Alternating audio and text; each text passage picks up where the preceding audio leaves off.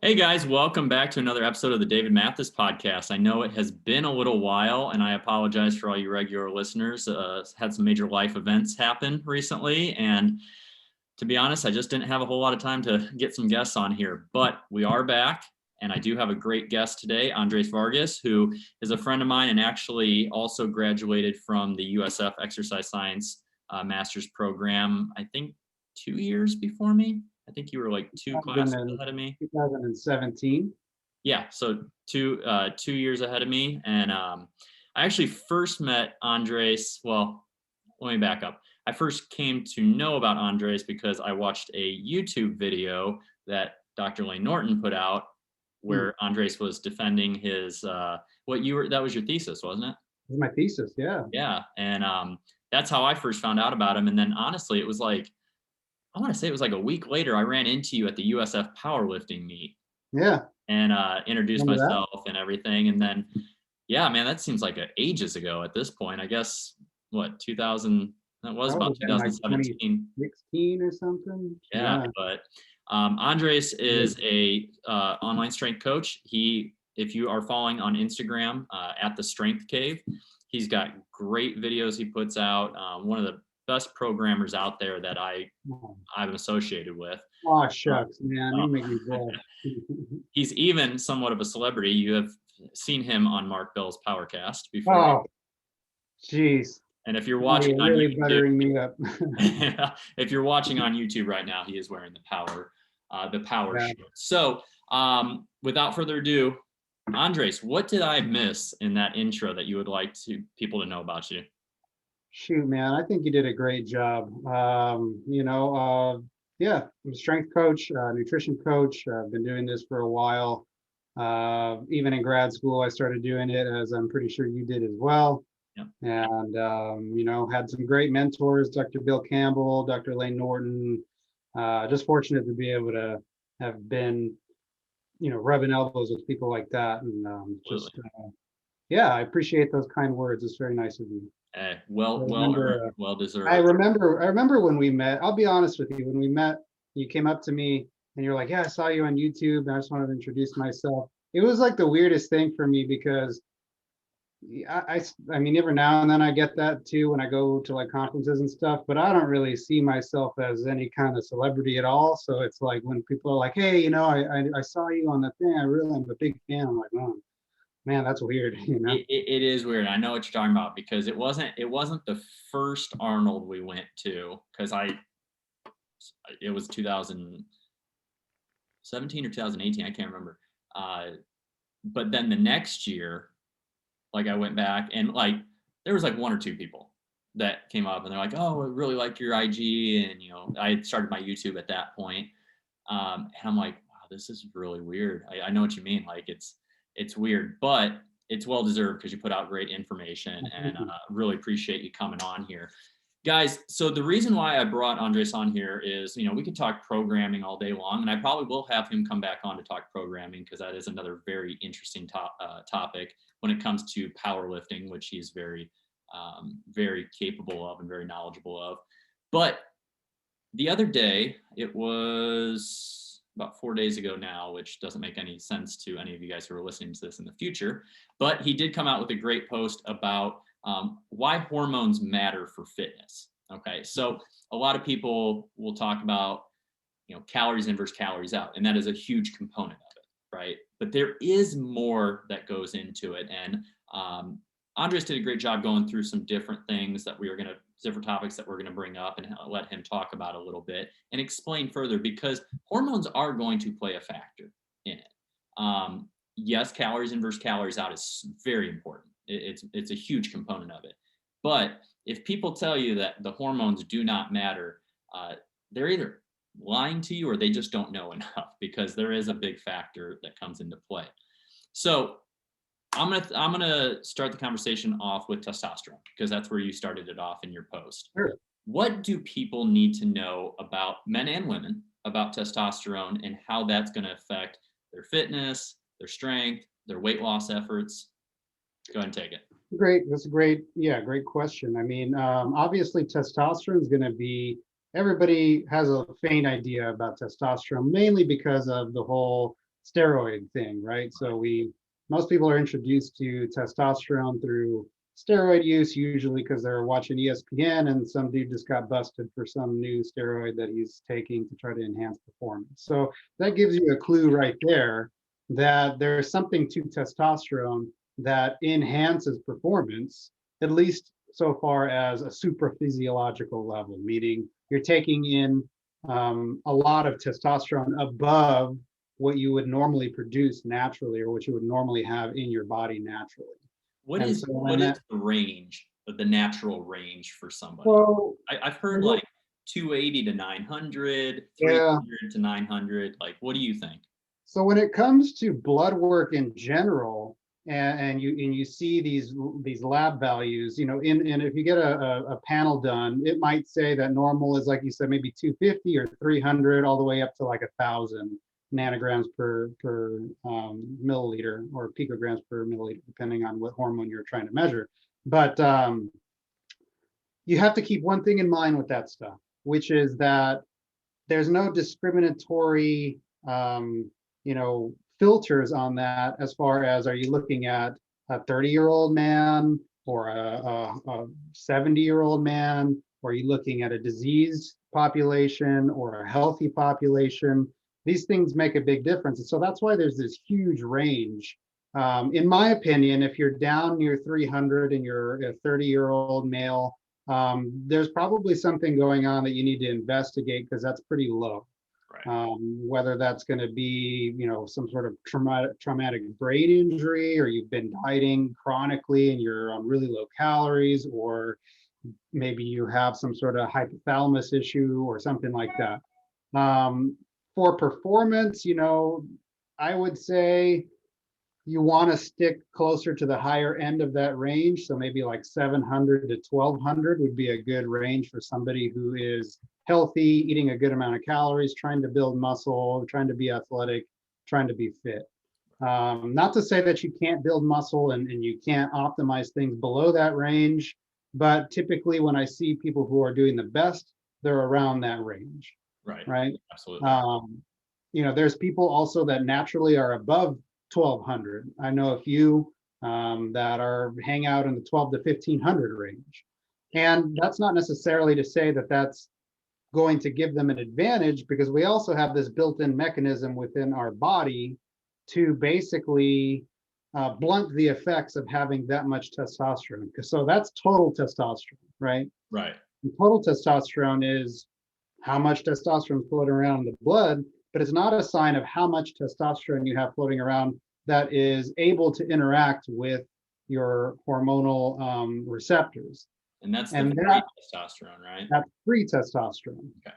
And so essentially, we have these proteins that travel around with testosterone. We have sex hormone binding globulin also that binds up testosterone.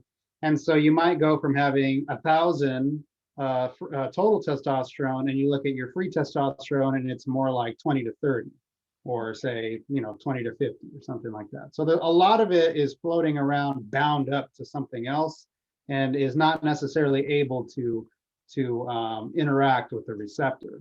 And a lot of people will talk about wanting to increase free testosterone and have as much free testosterone as possible, but you also need to have the total testosterone bound up. You don't want to have it just floating around free, unchecked like that either. Now, is there a specific ratio from total to free testosterone that somebody should be looking for? Or because, like, I get it if someone's at like 1,000, and if someone's at 1,000 total, just use that for example, and they're between like 40 or so free, that's going to be a lot different than somebody that's at like 400 total, floating around 40 free, right? Yeah, 100%. I'm not sure there's an optimal range or ratio. Obviously, if you have, it's less of a concern. Let's say, going back to the numbers I said before, like if you're at like a 500 or 600 free total testosterone, but your free testosterone is, up in like the 40 to 50 range, then I don't know that it makes too much of a difference for you if you were to go up to like 1,000, total testosterone, but your free testosterone stayed in that 40 to 50 range. Right. You know what I'm saying? No. Like, I'm not sure that it's as much of a concern to be a little lower on the total testosterone at that point. It would be more of a concern if your total was lower and your free was lower. Does that make sense? Yeah, absolutely. And so that's why, blood work's an interesting thing, because if you don't get a complete picture of what's going on, you're kind of still guessing at things. That's one of the things, like, I don't require any new client to submit blood work or to go spend money, but I highly encourage you to at least like twice a year go get some blood work done. Especially if you're going through some drastic changes, right? Like, are you going through a big bulking phase? Are you going through a contest prep, things like that? Get a baseline so you know where you're at before any of that. And then that's the tricky I wouldn't thing go too. right after you do like a prep, No. I was going to say, that's the tricky thing is a lot of people these days they don't even spend enough time in equilibrium, in maintenance, to get a baseline. They're either on one side of the equation trying to gain muscle, or they're deep into a diet, right? And so, or they think like 4 weeks at maintenance is enough, and that's right. So that is important, right? Getting a baseline, because it 100%, if you're dieting for an extended period of time, all of your hormones are going to be in a different place. They're going to be depressed compared to being in a maintenance phase or even in a surplus phase. Absolutely. So obviously we know testosterone stimulates muscle protein synthesis. How else does it help in aiding the recovery process? Well, mostly through the muscle protein. Yeah, the muscle protein synthesis is a big one. Also, it increases red blood cell production. So we're getting a lot more oxygen delivery to the muscles, which is allowing for a lot more of the metabolic processes to happen unchecked.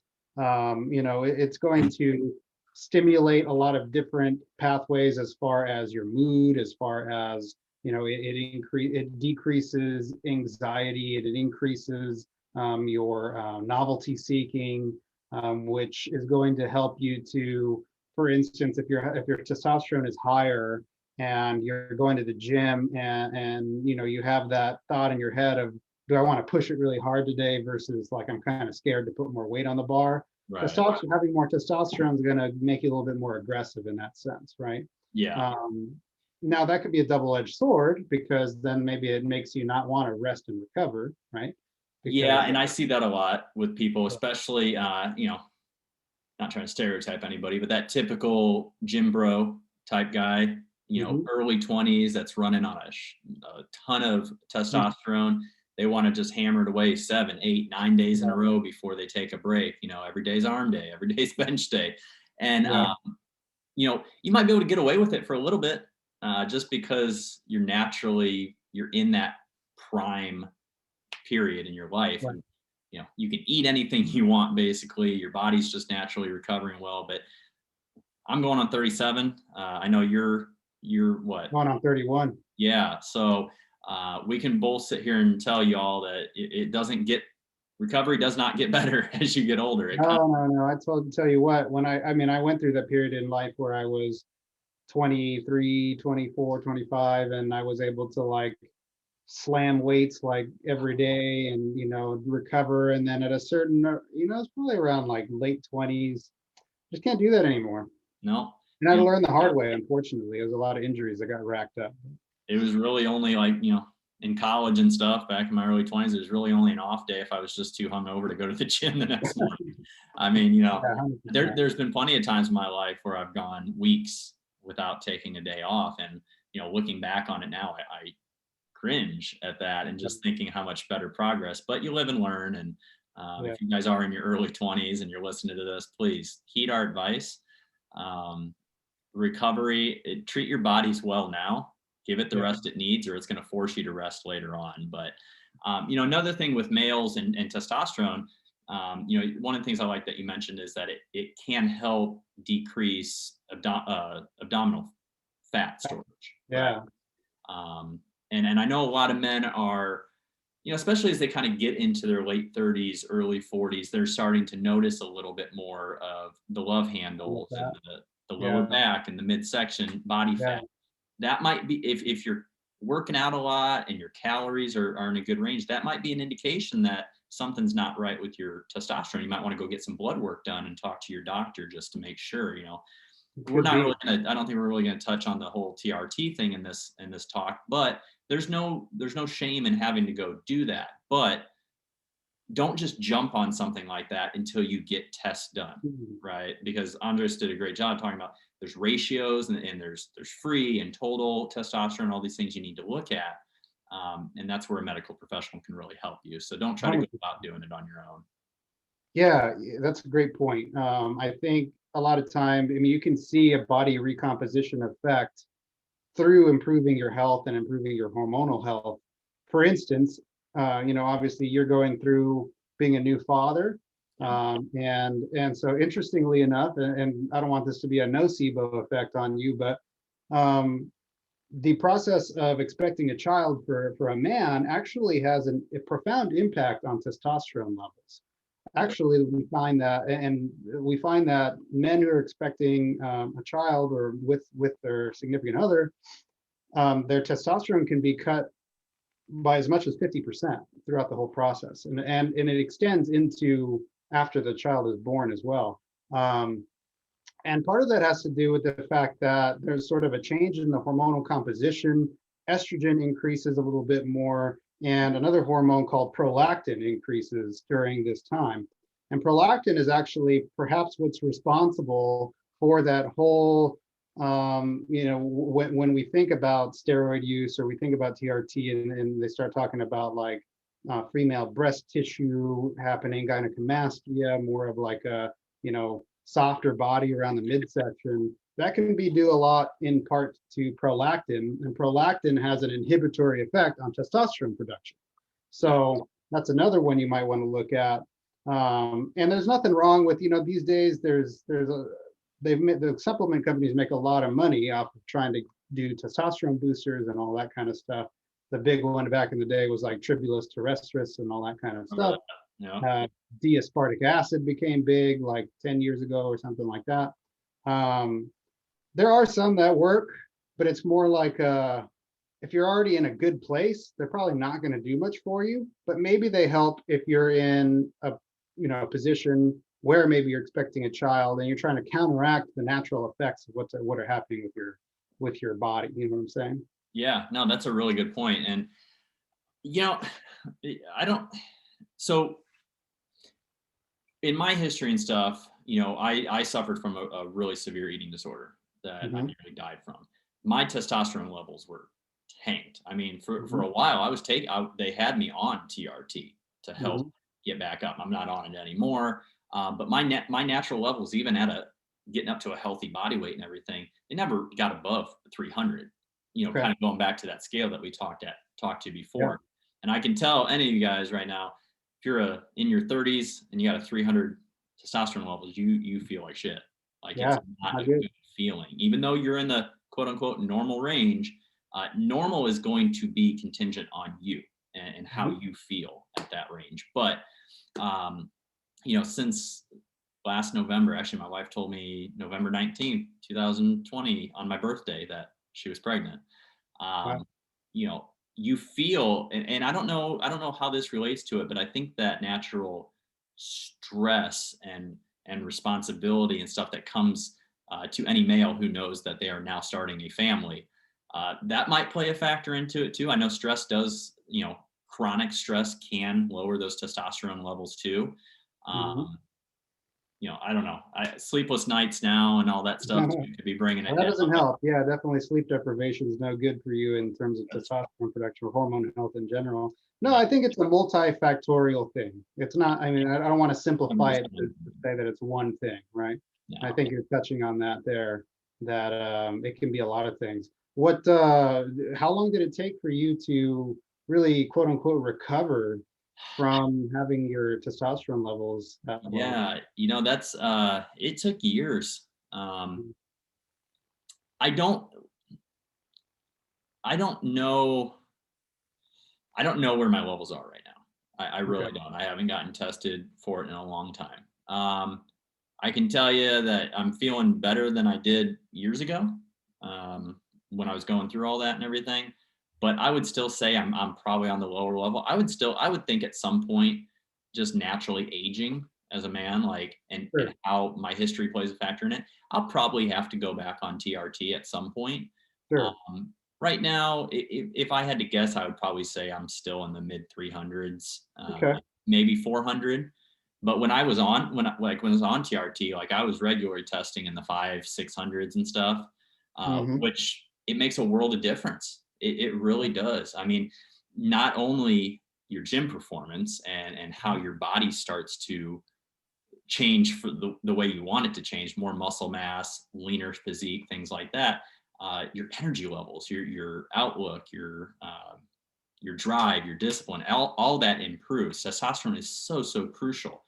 And on the flip side of that, let's talk about estrogen. All right, Sure. because I think a lot of men, a lot of men are wanting to like have the lowest amount of estrogen possible, right? Because Mhm. all we think about is, oh, estrogen, we're going to grow some boobs. Yeah. What do you have to say about estrogen? Because I really liked what you talked about here in the post. So estrogen is an interesting thing, and I think again it has been clouded because of, especially in bodybuilding. There's no secret. There's a lot of bodybuilders that take stuff. Yep. Call it stuff. Oh, Take 100%. call them the Mexican supplements if you want to call them that. But The down south and vitamins. and so when you're on that much testosterone, you're going to get a conversion to estrogen. Testosterone naturally converts to estrogen through the aromatase enzyme, right? Right. And it's a natural thing. You actually want it to happen. We want some estrogen because estrogen plays an important role in a lot of different things: sex drive, recovery, bone mineral density, all this kind of stuff. If a man doesn't have any estrogen, they'll notice that they have no sex drive whatsoever, because it's actually the estrogen. So testosterone drives mate seeking, but estrogen drives mate acceptance, if that makes sense. So Wow, that's really my testosterone mind is makes you blown want right to go now. out and find somebody, Right. but estrogen then makes you want to seal the deal, if you want to call it that. Wow, But, that's right. I've never known it like I've never thought of it like that. That's really Yeah. interesting right So there. in women, during during the follicular phase, as they're going towards ovulation, estrogen is increasing, increasing, increasing. Testosterone is also increasing. They don't talk about that a lot. But what that serves to do is, one, as ovulation is coming, it's telling the woman to seek a mate, because we're Mhm. about to get ready to be able to conceive. And then the estrogen increase is also making the brain say, I'm willing to accept the mate, if that makes sense. Gotcha. Yeah. Well, So that's a really cool way to look at it or to yeah, think so about it. and I've gotten actually off of that post I made, I got a few guys reaching out saying like, oh, but I thought you don't want any estrogen because it makes you, I want to look dry and hard and all this. There's like this whole thing that estrogen makes you look soft, or that Yeah. you're gonna, that's not the That case old at all. school bodybuilding mentality. Yeah, that's not the case at all. It's important to have a healthy ratio between the two. And you're probably going to ask me what the ratio is. I'm not 100% sure. To be honest with you, I'm not 100% sure. I normally just go off of, are both values in the right range, right? So if Right. and normally I'm looking at estradiol, which is E2, which is the more active form of estrogen in the body. And so if your estradiol is, you know, within the normal range of what we want to see, normally there's no problems there. But what's interesting is, even if it creeps up, I believe the range is somewhere between, like, at least in blood panels, is somewhere between like 12 and 30. And they'll start saying that if you're getting close to 30 or even above 40, 50, that they want to put you on like an aromatase inhibitor. And AI. Um, Yeah. but really, it's I think the range is a lot higher than that, especially if you're somebody who naturally has a lot of testosterone. Hmm. The range can be a lot higher than that. I think if you get up to 50, it's probably not a big deal. If you're getting up to like 100, 150, 200, now we got some problems. Gotcha. Right now, we are going to have issues with having too much estrogen. But One of the um, things you talked about estrogen that I thought was a very poignant point to make was that um, you know having too having too little estrogen could actually lead to risk injury. Yeah. So, So, and one thing about estrogen is it's very stimulating to the immune system. mhm, So if you don't have any estrogen, your immune system's not going to function as well. You're not going to get as much of that clean out of the inflammation and all. And after, after you work out, after you train hard in the gym, you actually send macrophages a lot of times to do some of the cleanup of some of the toxic byproducts, if you want to call them that happen in the area. And so if your estrogen is really low, your insulin, or sorry, your immunity is going to be compromised just a bit, and you may not have as much of a recovery for those, tissues that are needing the help. And so over time, it's a buildup effect, right? If you're having right. 1% less recovery on those tissues, that adds up 1% every time to eventually the tissues are a little bit compromised, and maybe, injury is going to be an issue for you at that point. Maybe that's why men with super high testosterone levels get more injured in the gym because we're pushing it, and women with normal estrogen levels don't get as injured because they Could be that. Could common also sense. be what we mentioned earlier about novelty seeking and having like basically less fear. So Right. then you're in the gym and you say, what's another 45 on each side? We'll just throw it down there, Yeah, just for the fun sake. Yeah. Um, okay, so you talked about thyroid hormone. It is the master regulator of the metabolism. Yeah. What is important to remember or to know about thyroid hormone in regards to what we're talking about? So thyroid hormone, like you said, it's the master regulator of metabolism. So essentially it interacts with pretty much every cell in the body to set the metabolic rate of what's happening inside. And so, metabolism encompasses everything, whether it be anabolism, meaning building muscle and rebuilding tissues that have been broken down, whether it be connective tissue, stuff like that. Yeah. And also catabolism. So breaking down nutrients, breaking down body fat to use for fuel, breaking down glycogen stores to be used for fuel. Another interesting thing is that having a optimal amount of thyroid hormone basically controls how much energy you can extract through the glycolysis pathway or through beta oxidation and all of that kind of stuff. So essentially we all learned in school that, you get 28 to 35 ATP per, glucose molecule. And so, you do the math and you can kind of figure out how many, how long somebody can last on so much glucose and stuff like that. Well, if you don't have enough thyroid hormone circulating, and specifically T3, which is the active thyroid hormone, you may not be getting 28 to 35 ATP. You may be getting more like 20 to 28 ATP because you have a deficiency, or you have the systems just aren't working efficiently. So Right. you're not extracting as much energy from those substrates. And so how that's going to affect you is you're going to feel a lot more sluggish as far as performance is concerned. You're going to feel like you can't get those last few reps that you used to be able to get. You're going to feel like you're hitting a wall when you're trying to do anything that's glycolytic in terms of, say, like, a sprint, or not a sprint, like a interval session where you're doing maybe like, a time trial or something like that. Yeah.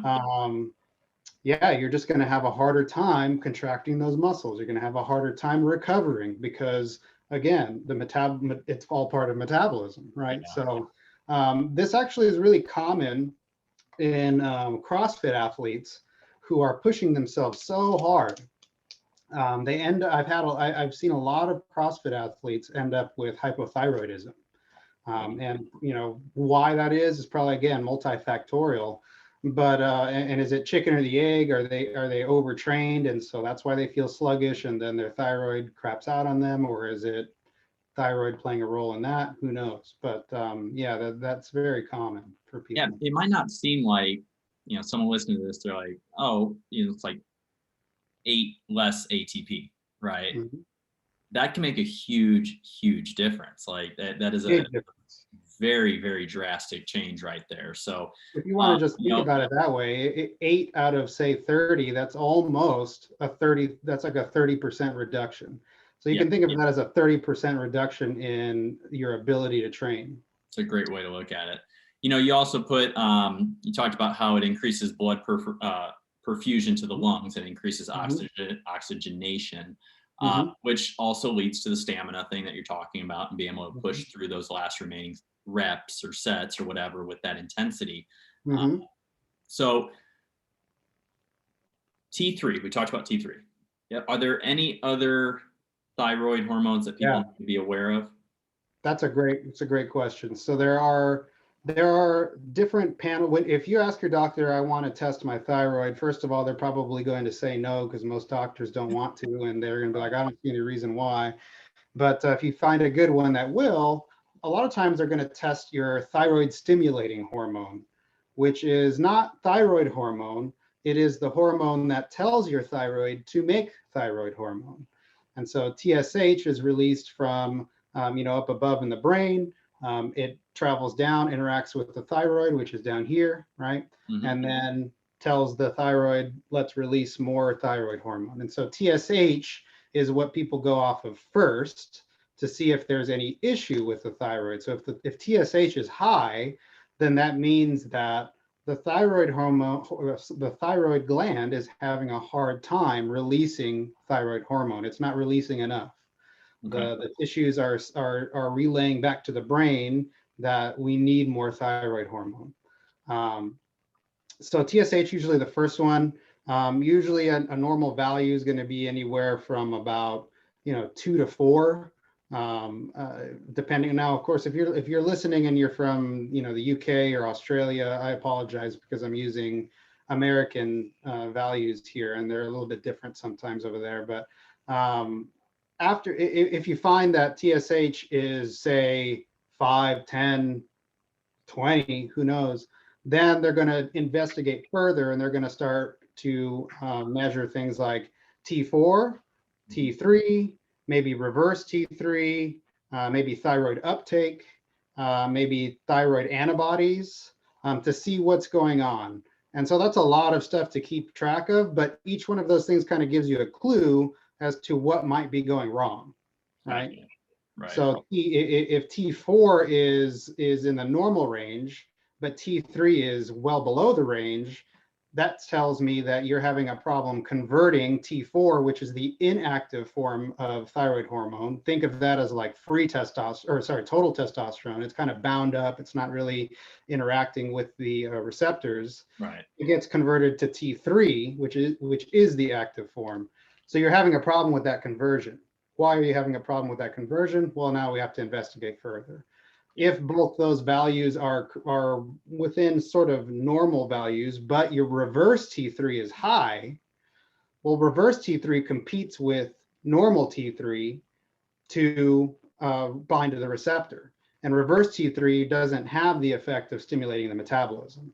And reverse T3 can be high because you're in a stress state. A lot of times chronically high stress, cortisol, all that kind of stuff can cause our reverse T3, RT3 to be high.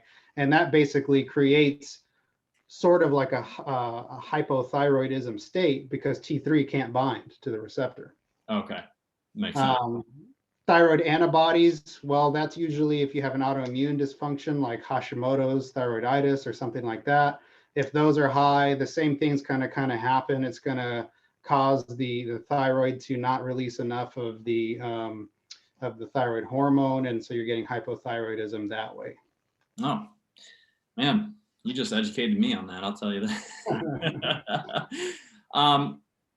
Let's go ahead and, because you did mention cortisol. Let's go ahead and just talk about the cortisol aspect of this. When we get done working out, we're going to have acute increases in cortisol. That's just a natural thing. It's the chronic cortisol that is what we want to try to avoid. That's the worrying, the stress, all that stuff. That is what's they call the silent killer, right? That is going to cause things like high blood pressure, heart attack, stuff like that. What do people need to know about cortisol in regards to their recovery?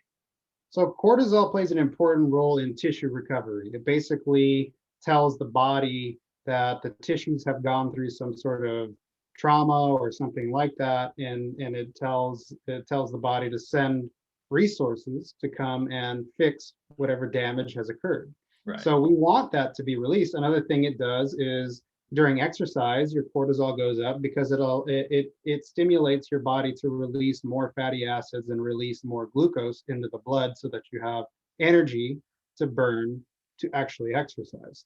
So we want it, like you said, during exercise and surrounding exercise. But if you're chronically high in cortisol, which can be tricky to measure, whether they do it with saliva, whether they do it with blood, what time of the day that you're actually, sampling cortisol, then we have this issue where, cortisol is a catabolic hormone, so it breaks things down.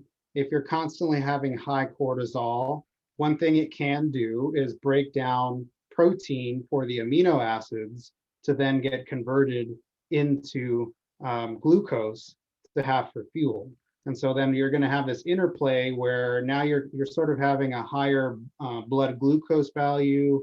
Your insulin values are a little bit high. Maybe you're getting some insulin resistance because of that. Yep. And so if you're having insulin resistance, what that's also doing is inhibiting your ability to shuttle nutrients into the muscles for repair, right? Or to rebuild what you've already been, breaking down during exercise. So you don't want those chronic. You get in there and do the work, you're not benefiting at all from it. So exactly. So you start to have this weird interplay where you're bringing in calories, your blood sugar is high, which signals to your brain that you're actually not getting enough calories because it's not getting into, or I'm sorry, it's that doesn't signal to the brain. What signals to the brain that you're not getting enough calories is that blood sugar is not getting into the tissues. So right. The tissues are telling your brain, hey, we need more. We're not getting enough. So then that increases hunger, that increases, your drive to eat. So then you eat more, but then you're still having a problem with insulin sensitivity. It's a kind of a vicious cycle at that point. You start packing on the weight at that point. Right. So then you start packing on some weight, and that's where, obviously we preach flexible dieting and having a strong control over how much you're taking in.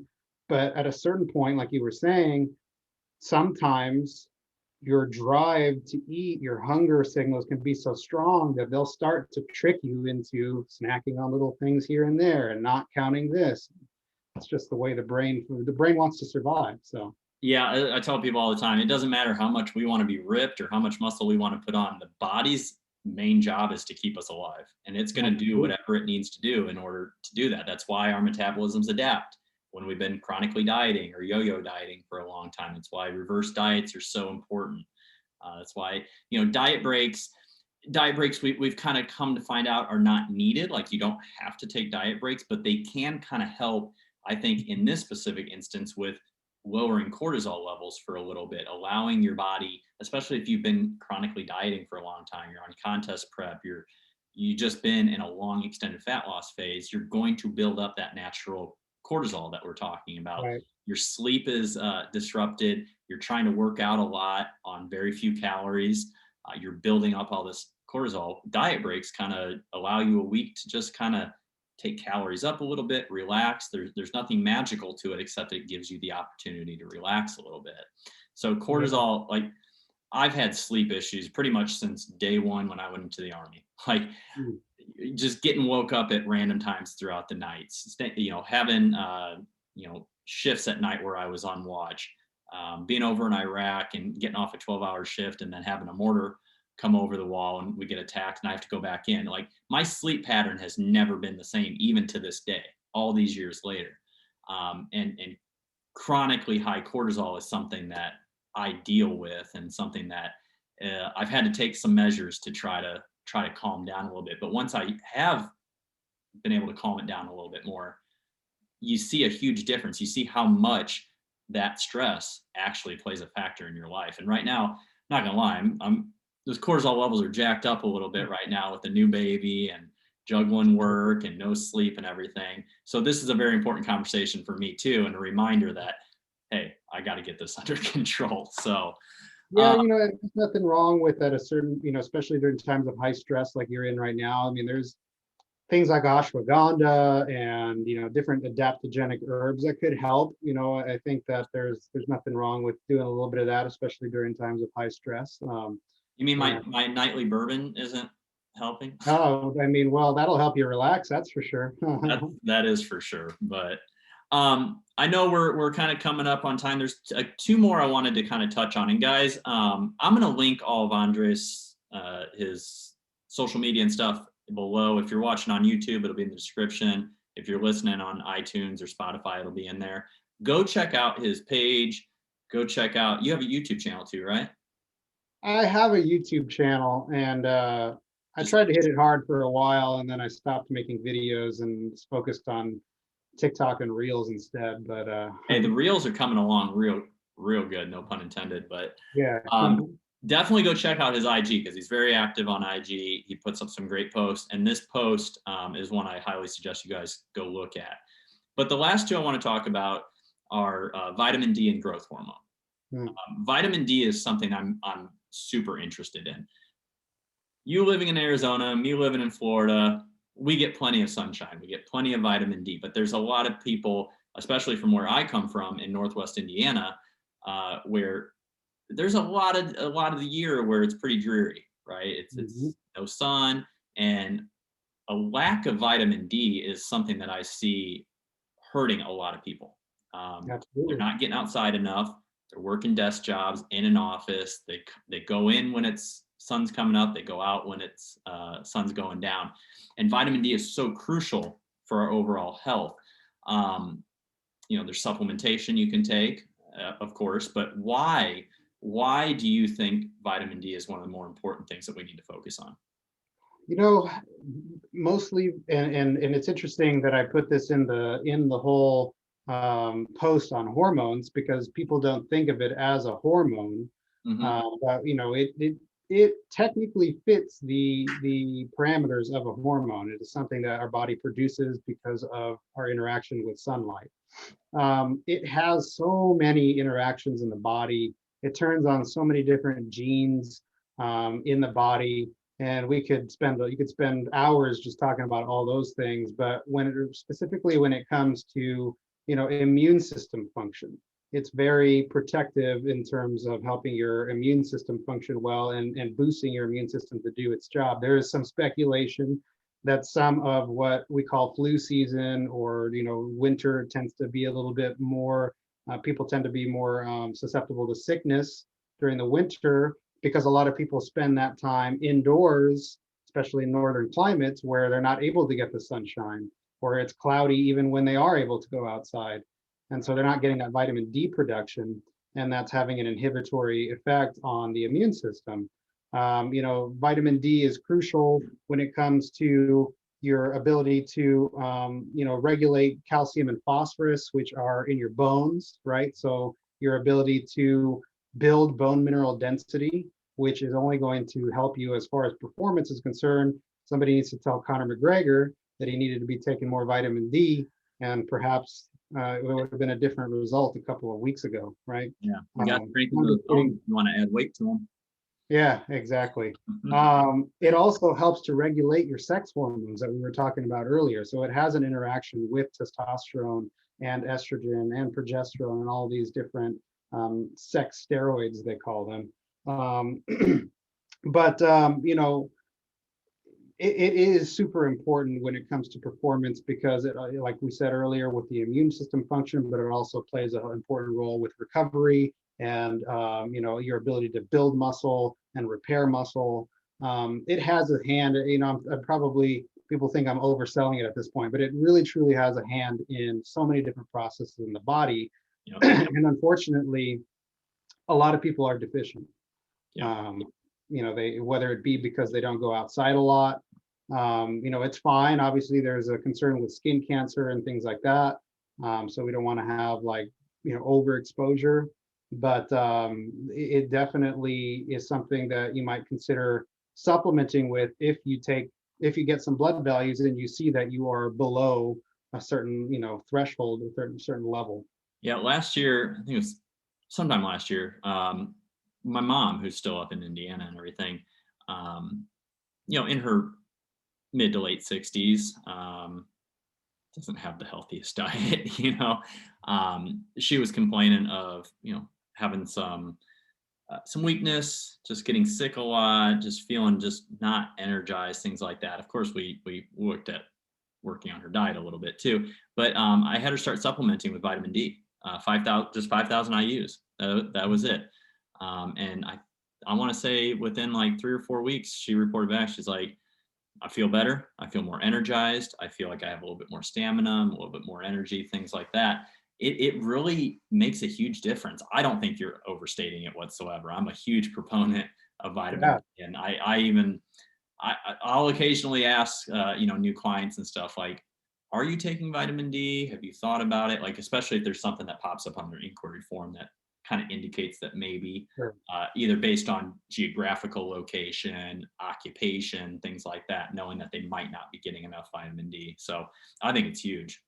Yeah. You know, for me, I'm fortunate that I live in a climate in Phoenix that pretty much is sunny year round, and I can go outside and now it's a little harder to get vitamin D during the winter anyways, because you have to have a certain UV index in order to get vitamin D from the sun. But you know, for people that I coach that are in different climates, I like to get a panel done to see where their vitamin D is at. You Hmm. know, because also if it's too high, that's a concern too. I don't want to give them vitamin D if they're already, you know, in that 50 to 100 range and push them too high. It starts to have a negative effect, especially on bone mineral density. But a lot of time, more often than not, I see people and they're below that, you know, they're in the more like 20 to 30 range or even below that. Yeah. And definitely supplementing, like you said, can make a big difference in their energy and their mood and their ability to just feel good in the gym. They notice perhaps they're better able to build muscle or even lose weight and all that kind of stuff. Absolutely. Absolutely. Um, let's finish up on growth hormone. Uh, Okay. I think there's a lot of misconception about growth hormone out there. Mm, Um, you know, people talk about human growth hormone, HGH, and everything. Most famous one is usually when people talk about Barry Bonds and his sure. huge head That and poor stuff. guy. Everybody was taking it, but he's the scapegoat, I know it's so. That's that we could have a whole nother podcast on that. right? Yeah. So, explain to us what growth hormone is and how it plays a factor in your fitness, your recovery, your ability to Yeah. lose weight or build muscle. So growth hormone, I mean, they named it pretty aptly. It helps your body to grow. It's much more active, especially early on in life when you're, you know, trying to grow taller and actually, you know, as a adolescent, you're growing constantly.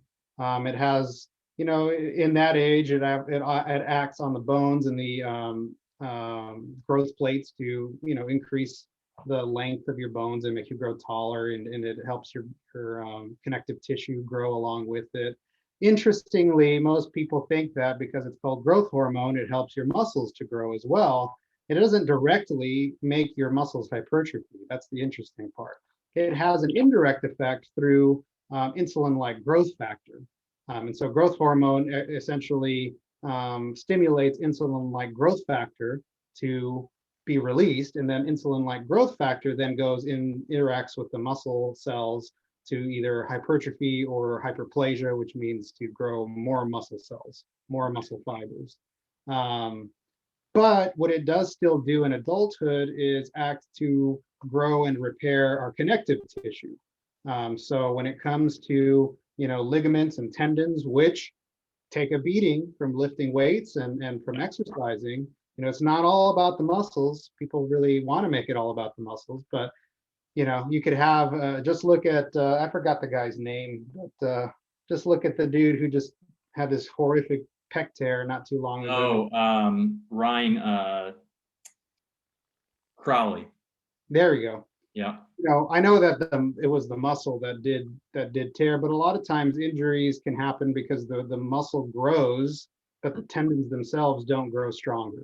Absolutely. Um, That's so one of what the are things the that things that I point out to people with progressive overload is don't be so eager to keep upping the weight because, yeah, your muscles might be able to handle it and repair a little bit quicker, but you gotta think of the joints and ligaments. And I love how you put that in here and stuff about how it does help repair the connective tissue, because if your connective tissue is not healthy, you can't keep pounding on the weight and being able to safely handle it. You are going to have something like a pec tear, a bicep rupture, something like that. And if you can't, just because your muscle can handle it does not mean that your body is necessarily ready for that increase in weight. Absolutely.